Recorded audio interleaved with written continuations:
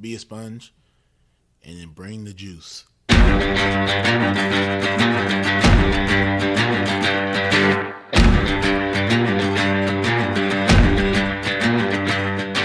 By focusing on your improvement, by focusing on your progress, and eliminating any fixed mindset that you may have and acts of perfectionism, then you encourage your own mastery. On some level, we do what we want to do 24 hours a day. Now, sometimes it may not seem like that, but if I'm choosing to work instead of sleep, what I'm actually saying is keeping my job is more important than sleeping.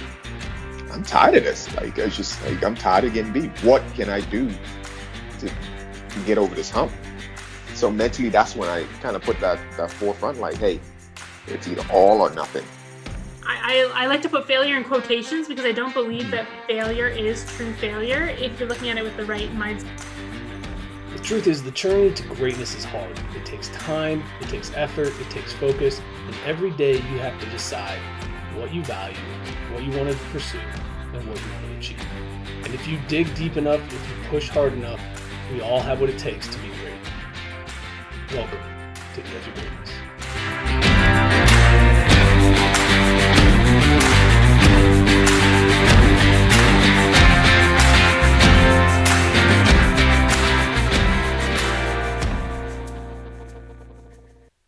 Hello and welcome back to another episode of the Daily Dose. It's Friday. That means it's quote day, and it's also February 17th. So let's get this ball rolling with a quote from Albert Einstein. I'm going to stick on the knowledge and experience train that I was on from yesterday and dive into this one. So, information is not knowledge.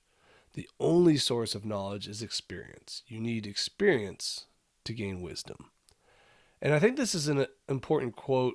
And if you're one of my younger listeners out there and you just feel like your parents and the older people in your life don't know what they're talking about, there is this crazy thing that happens in most cases where you get older and you go, man, looks like my mom was right, or my dad was right, or my coach was right. And I feel like, I don't know why, I think that's just the rite of passage for young people. I think we're always going to fight that battle. But if you are somebody of the younger generation, you can change the game by looking for areas of expertise and wisdom in people who have walked the walk already, and being open to learning more and then using that in your experiences earlier in your life. It could be an interesting little experiment for someone out there who's willing to humble themselves early on and seek wisdom from people who have done the things that they want to do. And how did you get there? How did you do it? Let me learn from you, and then let me try and apply it in my own life. Because that's the other piece of this, is that you can't just follow in the footsteps of somebody before you. You have to learn how that applies to you, which is where the wisdom comes in. Right? We can learn about everybody's life. I mean, I've read tons of books at this point in my life, and no matter how much I think I know about somebody or their journey, mine will be different for a couple of reasons. One, I'm a different person. Two, this is a different time. Because if I'm reading a book about it, they've done it years before.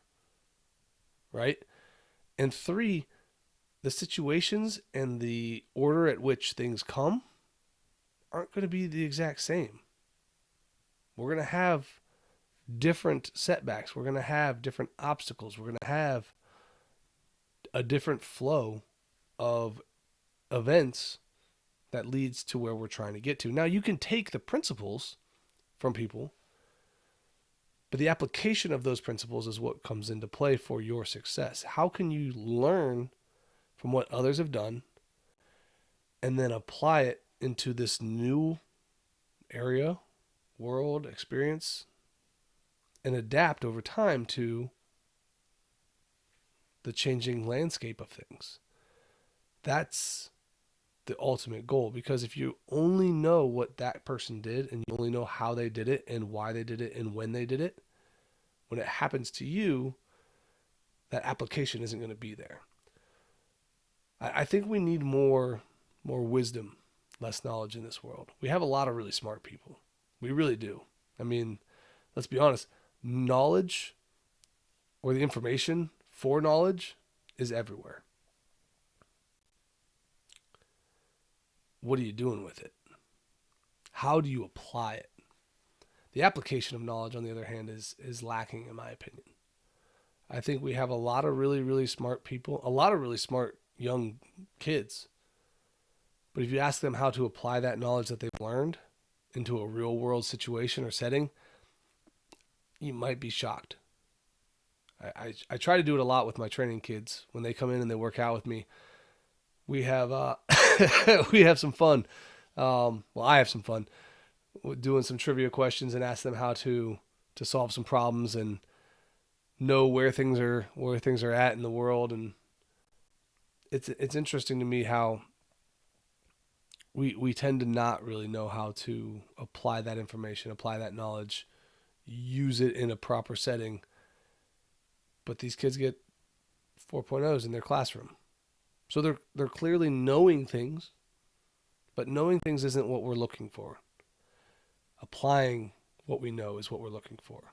So keep learning, yes. Don't ever stop learning. But more importantly, try to apply that new learning in different ways in your life and see how it changes for you, how it differs, and what's the next step in your journey to becoming wise. As always, guys, keep reaching for the stars. Fall flat on your face, but remember, whenever we fall, always get up. Thank you for joining us today on the Edge of Greatness podcast. If you haven't yet, please take a minute now to subscribe and review our show. Join us again next week as we continue to dig deeper into the key components of greatness. The path to greatness is never linear, so remember to keep pursuing greatness no matter what. Keep stretching your abilities, reach for the stars, and fall flat on your face. But remember, no matter what happens, whenever we fall, always get up.